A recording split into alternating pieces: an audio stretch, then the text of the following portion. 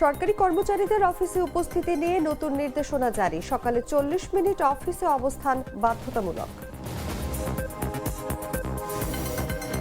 পররাষ্ট্রমন্ত্রী ও প্রতিমন্ত্রীর সঙ্গে মার্কিন সহকারী পররাষ্ট্রমন্ত্রীর বৈঠক। আলোচনা অত্যন্ত ফলপ্রসূ ও ভালো হয়েছে মন্তব্য পল কাপুরের।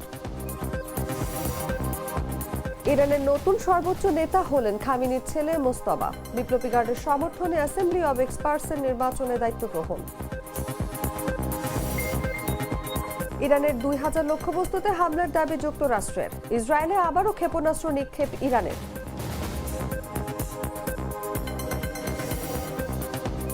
এবং ক্রিস্টিয়ানো রোনালদোকে ঘিরে অনিশ্চয়তা। ড্রোন হামলার পর সৌদি ছাড়ল রোনালদোর বিলাসবহুল ব্যক্তিগত বিমান।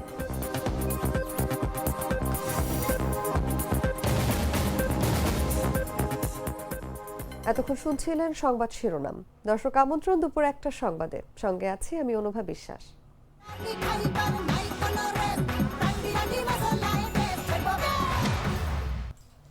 এবারে চলে যাচ্ছি পুরো খবরে। সেবা গ্রহণকারী নাগরিকদের সুবিধা, প্রশাসনিক গতিশীলতা ও আন্তঃদপ্তর সমন্বয় বাড়াতে সরকারি কর্মকর্তা কর্মচারীদের প্রতিদিন সকাল 9টা থেকে 9টা 40 মিনিট পর্যন্ত অফিসে বাধ্যতামূলকভাবে অবস্থান করতে হবে। গেল 2রা মার্চ এই বিষয়ে মন্ত্রিপরিষদ বিভাগ থেকে পরিপত্র জারি করা হয়েছে। পরিপত্রে বলা হয়, কিছু ক্ষেত্রে কর্মকর্তা কর্মচারীরা অফিসে আগমনকালে দাপ্তরিক বা ব্যক্তিগত বিভিন্ন কর্মসূচিতে, যেমন সেমিনার, ওয়ার্কশপ, সিম্পোজিয়াম, প্রশিক্ষণ প্রতিষ্ঠানে অতিথি বক্তা হিসেবে অংশগ্রহণ, ব্যাংক, হাসপাতাল বা বিদ্যালয় গমনে সম্পৃক্ত হওয়ার কারণে নির্ধারিত সময়ে অফিসে উপস্থিত থাকেন না। এর ফলে সংশ্লিষ্ট কর্মকর্তা কর্মচারীর সঙ্গে জনসাধারণ ও অন্যান্য দফতরের প্রয়োজনীয় যোগাযোগ ব্যাহত হয়, যা নাগরিক সেবা প্রদান, প্রশাসনিক কার্যক্রমের গতি এবং সরকারের ভাবমূর্তির উপর বিরূপ প্রভাব ফেলে। এই অবস্থায় সেবা গ্রহণকারী নাগরিকদের সুবিধা, প্রশাসনিক গতিশীলতা ও আন্তঃদপ্তর সমন্বয় বৃদ্ধির লক্ষ্যে সরকারি, আধা সরকারি, স্বায়ত্তশাসিত ও আধা স্বায়ত্তশাসিত প্রতিষ্ঠানে কর্মরত সকল কর্মকর্তা কর্মচারী প্রতিদিন সকাল 9টা থেকে 9টা 40 মিনিট পর্যন্ত আবশ্যিকভাবে নিজ অফিস কক্ষে অবস্থান করতে হবে। দাপ্তরিক কর্মসূচি প্রণয়নের ক্ষেত্রেও এই সময়সীমা বিঘ্নিত না হয় সেই বিষয়ে সংশ্লিষ্ট কর্তৃপক্ষ সতর্ক থাকবেন বলে পরিপত্রে জানানো হয়েছে। যদিও এর আগে 2021 ও 2019 সালে এই বিষয়ে পরিপত্র জারি করেছিল মন্ত্রিপরিষদ বিভাগ।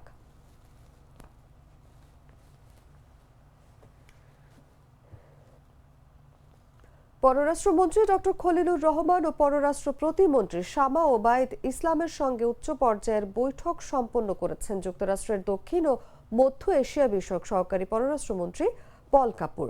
বুধবার সকালে পররাষ্ট্র মন্ত্রণালয়ে এই বৈঠক অনুষ্ঠিত হয়।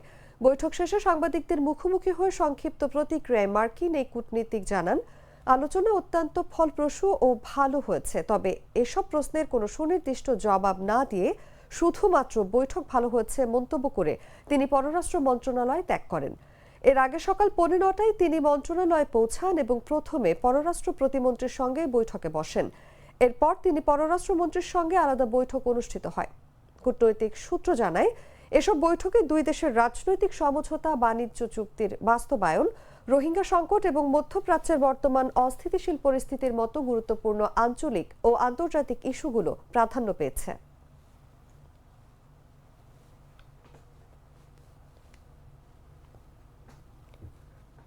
জাতীয় নাগরিক পার্টির মুখপাত্র ও সাবেক অন্তর্বর্তীকালীন সরকারের উপদেষ্টা আসিফ মাহমুদ সজীব ভুঁইয়ার ব্যাংক হিসাব তলব করেছে বাংলাদেশ ফাইন্যান্সিয়াল ইন্টেলিজেন্স ইউনিট। একটি অভিযোগের ভিত্তিতে সোমবার সব ব্যাংকে চিঠি দিয়ে তার তথ্য চাওয়া হয়েছে। মঙ্গলবার রাতে বিএফআইইউ এর একটি দায়িত্বশীল সূত্র এই তথ্য নিশ্চিত করেছে। আগামী 3 কর্মদিবসের মধ্যে তার অ্যাকাউন্ট খোলার ফর্ম, লেনদেন সহ যাবতীয় তথ্য পাঠাতে বলা হয়েছে। জুলাই অভ্যুত্থানের নেতৃত্ব দেওয়া ছাত্রদের প্রতিনিধি হিসেবে অন্তর্বর্তী সরকারের উপদেষ্টা ছিলেন আসিফ মাহমুদ সহ 3 জন ছাত্র প্রতিনিধি। আসিফ মাহমুদ স্থানীয় সরকার, পল্লী উন্নয়ন ও সমবায় এবং যুব ও ক্রীড়া মন্ত্রণালয়ের উপদেষ্টা ছিলেন। ত্রয়োদশ জাতীয় সংসদ নির্বাচনের আগে গত বছরের 10 ডিসেম্বর আসিফ মাহমুদ ও মাহফুজ আলম উপদেষ্টার পদ থেকে পদত্যাগ করেন। তার আগে পদত্যাগ করেন এনসিপির আহ্বায়ক ও বর্তমান এমপি নাহিদ ইসলাম।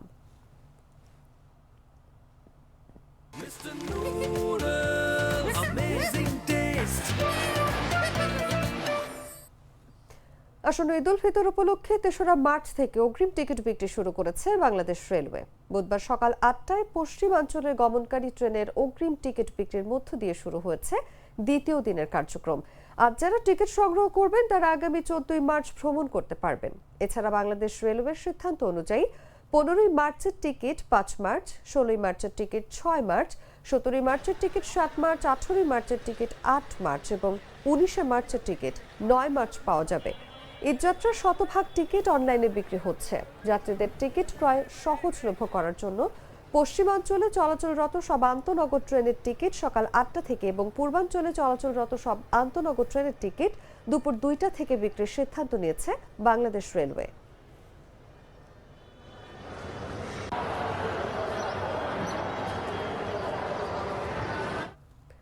গাছের ডালে ডালে লেলিহান আগুনের মতো ফুটেছে পলাশ। রক্তিম আভায় রাঙা হয়ে উঠেছে বরিশাল বিশ্ববিদ্যালয় ক্যাম্পাস। কীর্তনখোলার স্নিগ্ধ বাতাস আর পাখির কুজন মিলিয়ে বসন্ত এখন সেখানে এক জীবন্ত কাব্য। ক্লাস পরীক্ষার ফাঁকে শিক্ষার্থীদের ভিড় পলাশতলায়। আড্ডা, ছবি আর নতুন উদ্যমে মুখর পুরো বরিশাল বিশ্ববিদ্যালয় ক্যাম্পাস প্রাঙ্গণ। বিস্তারিত জাগো ডেস্ক রিপোর্টে। গাছের ডালে ডালে যেন আগুনের লেলিহান শিখা, এভাবেই বসন্তে রাঙা হয়ে উঠেছে বরিশাল বিশ্ববিদ্যালয় ক্যাম্পাস। দক্ষিণা হাওয়ায় দুলছে রক্তিম পলাশ, কচি সবুজ পাতার ফাঁকে ফাঁকে ছড়িয়ে দিচ্ছে লাল গালিচার আবহ। কীর্তনখোলা নদীর স্নিগ্ধ বাতাসে প্রকৃতির এই রূপ যেন আরো গভীর হয়ে ওঠে। পাখির কিচিরমিচির আর কোকিলের ডাক মিলিয়ে পুরো ক্যাম্পাস এখন এক জীবন্ত বসন্ত কাব্য। ক্লাস পরীক্ষার ব্যস্ততার ফাঁকে শিক্ষার্থীরা ভিড় করছেন পলাশতলায়। কেউ বন্ধুদের সঙ্গে আড্ডায়, কেউ বা মুঠোফোনে ছবি ভিডিও ধারণে ব্যস্ত। শিক্ষার্থীরা জানালেন পলাশের এই রূপ মিস করতে চান না তারা। কিছুক্ষণ আগেই ভাইবা দিয়ে আসলাম। আসলে রোজা যেহেতু শুরু হয়ে গেছে, আগেরবারও আমাদের ক্যাম্পাসে যেহেতু এই পলাশ ফুলটা ফোটে, আগেরবারও আমরা এখানে শাড়ি পরে সবাই ছবি তুলেছি এবং অনেক দর্শনার্থী আগেরবারও এসেছে, এবারও আসছে। তো রোজা শুরু হওয়ার কারণে আর ভাইবার প্রেশার থাকার কারণে সুযোগ হয়ে ওঠে নাই। এখন ভাইবা দিয়ে আসলাম, এখন মন ফ্রেশ করতে আসছি। বরিশাল বিশ্ববিদ্যালয়ে পলাশ ফুলের সৌন্দর্য উপভোগ করতে এসেছি। আমি, আমার বান্ধবী আছে। আসলে একটা উল্লেখযোগ্য একটা বিষয় বা প্রাকৃতিক সৌন্দর্য যা সবাই উপভোগ করতে আসে। প্রত্যেকদিন বিকেলবেলা দেখা যায় যে বরিশাল শহরের বিভিন্ন লোকজন আসে এবং আমরা ক্যাম্পাসের যারা শিক্ষার্থীরা আছে আমাদের সবাই দেখা গেছে যে একটা আগ্রহ বা উদ্দীপনার সাথে এই বিষয়টা উপভোগ করে। এবং ক্যাম্পাসের মধ্যে আমাদের যতটুকু যা আছে প্রকৃতি সুন্দর আছে, ভালোই লাগছে। চারপাশে ফুল ফুটতেছে, পলাশ ফুল, কোকিল ডাকতেছে, বাতাস বইছে, সবকিছু নিয়ে আসলে রমজান মাসও চলছে, বসন্ত আসছে, শীতকালের শেষের দিকে, ভালোই লাগছে। বিশ্ববিদ্যালয়ের প্রক্টর ডক্টর রাহাত হোসেন ফয়সাল বলেন, ফুল শিক্ষার্থীদের মন সতেজ রাখে এবং পড়াশোনায় অনুপ্রাণিত করে। ফুল আনন্দ দেয়, আমরা জানি প্রকৃতির এই সুন্দর সৃষ্টি মানুষকে আনন্দ দেয়, পড়াশোনা করতে উজ্জীবিত করে বা মাইন্ড ফ্রেশ থাকে। তো সেই জায়গা থেকে পুরো ক্যাম্পাস জুড়েই এরকম একটা সুন্দর আবহ সৃষ্টি হবে, এটা বিশ্ববিদ্যালয় প্রশাসনের চাওয়া।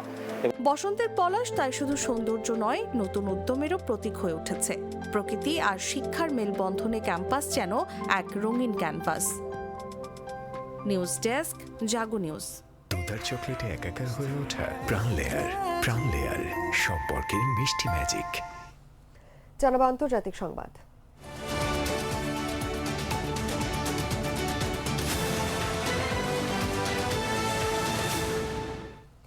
ইরানের নতুন সুপ্রিম লিডার হিসেবে দায়িত্ব গ্রহণ করেছেন প্রয়াত নেতা আয়াতুল্লাহ আলী খামিনির ছেলে মোস্তফা খামিনি।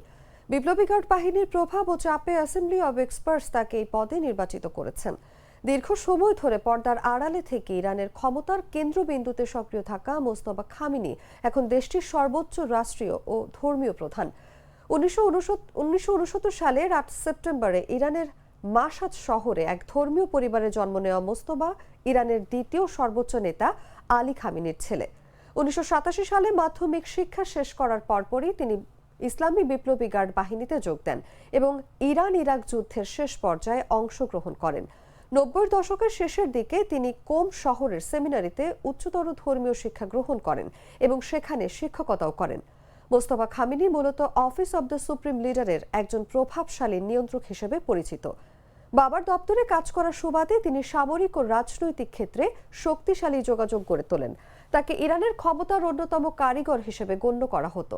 বর্তমানে 56 বছর বয়সী মোস্তফা খামেনি এমন এক সময় দায়িত্ব নিলেন যখন ইরান গভীর ভূ রাজনৈতিক সংকটের মধ্য দিয়ে যাচ্ছে।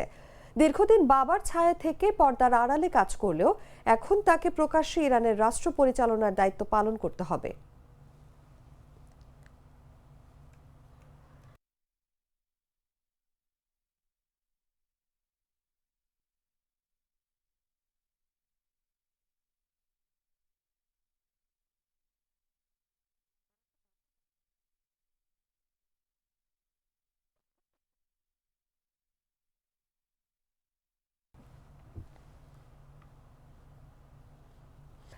ইসরায়েলে বুধবার ভোরে ইরানে নতুন করে হামলা চালিয়েছে। একই সময় মার্কিন সামরিক বাহিনী জানায় তারা ইরানের ভেতরে প্রায় 2000 লক্ষ্যবস্তুতে আঘাত এনেছে।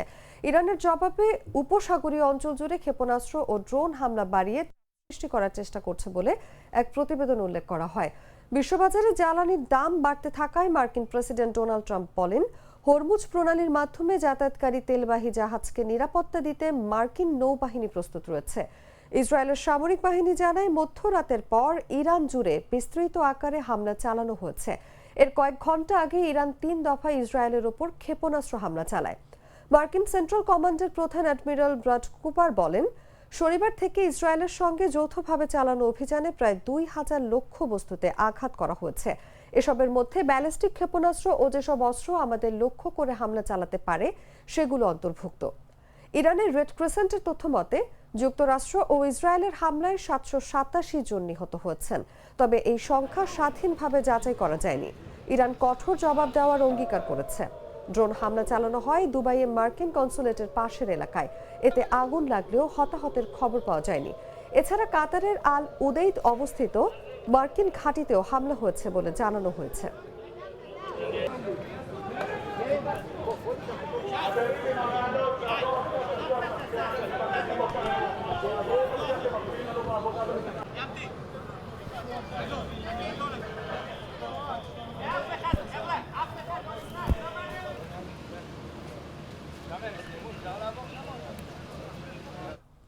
ইরান থেকে ইসরায়েলের দিকে ফের ক্ষেপণাস্ত্র নিক্ষেপ করা হয়েছে বলে জানিয়েছে ইসরায়েলের প্রতিরক্ষা বাহিনী। স্থানীয় সময় বুধবার দেয়া এক বিবৃতিতে তারা জানায়, আকাশ প্রতিরক্ষা ব্যবস্থা হুমকি প্রতিহত করতে কাজ করছে।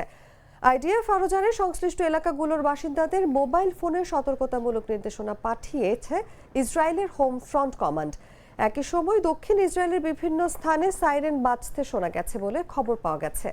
পরিস্থিতি পর্যবেক্ষণ করছে দেশটির সামরিক বাহিনী। এদিকে ইসরায়েল বুধবার ভোরে ইরানে নতুন করে হামলা চালিয়েছে। একই সময় মার্কিন সামরিক বাহিনী জানায় তারা ইরানের ভেতরে প্রায় 2000 লক্ষ্যবস্তুতে আঘাত এনেছে।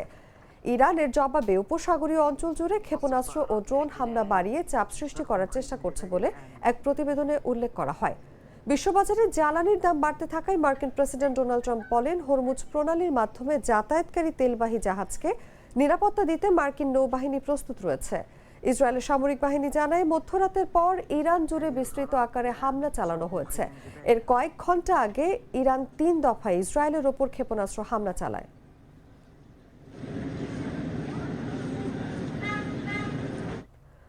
অভিবাসন বিরোধী মনোভাব বৃদ্ধির প্রেক্ষাপটে 4 দেশের শিক্ষার্থীদের ভিসা দেয়া বন্ধ করতে যাচ্ছে যুক্তরাজ্য।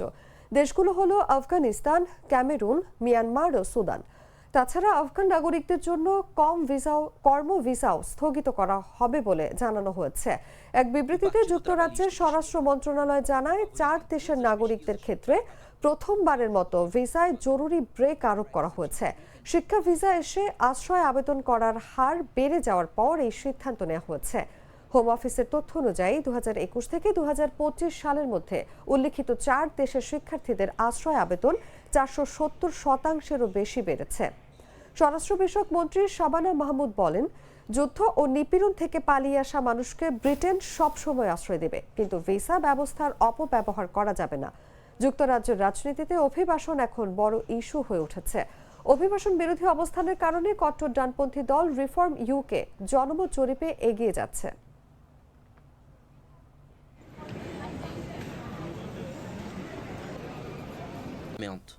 O Partido Trabalhista de Esquerda aparece como favorito em todas as pesquisas para acabar com 14 anos de governo conservador.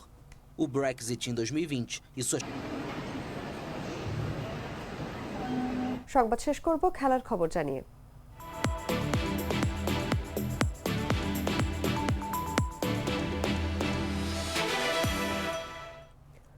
Saudi আরবে একের পর এক বিস্ফোরণ ঘটছে, মধ্যপ্রাচ্যে উত্তেজনা তীব্র। সম্প্রতি রিয়াদে অবস্থিত মার্কিন দূতাবাস লক্ষ্য করে ড্রোন হামলা চালিয়েছে ইরান। এই অবস্থায় ফুটবল বিশ্ব সুপারস্টার ক্রিস্টিয়ানো রোনালদোকে ঘিরে অনিশ্চয়তা তৈরি হয়েছে। 2023 সালে আল নাসরে যোগ দেওয়ার পর থেকে রিয়াদে অবস্থান করছেন রোনালদো। ইরান ইসরায়েল উত্তেজনার দিনেও তিনি মাঠে খেলেছেন, তবে পরিস্থিতি ক্রমেই চরম মাত্রা ধারণ করায় ভক্তরা উদ্বিগ্ন ছিলেন। এবার স্বস্তির খবর, রোনালদোর 6,70,00,000 পাউন্ড মূল্যের ব্যক্তিগত বিমান সৌদি ছাড়িয়েছে।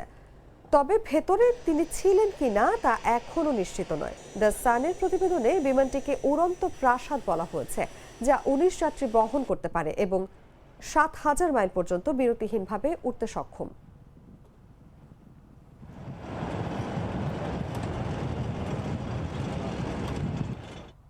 সংবাদ শেষ করার আগে শিরোনামগুলো জানিয়ে দিচ্ছি আরো একবার।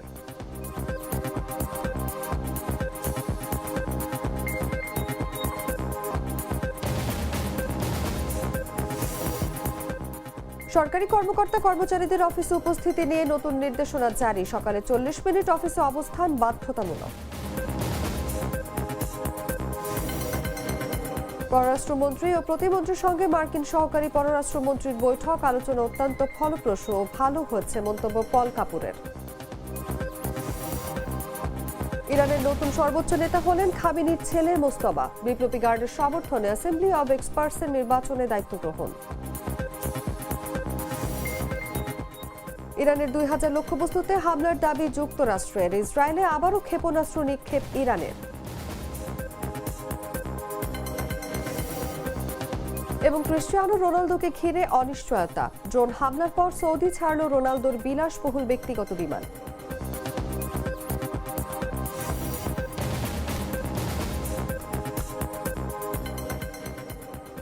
দর্শক, এই ছিল এখনকার মতো। এরপর দেখবেন দুপুর 3টার সংবাদ। প্রতি মুহূর্তে সর্বশেষ খবর জানতে ভিজিট করুন jagonews24.com। ফলো করুন আমাদের ভেরিফাইড ফেসবুক পেজ এবং সাবস্ক্রাইব করুন জাগো নিউজের ইউটিউব চ্যানেল। ধন্যবাদ সবাইকে।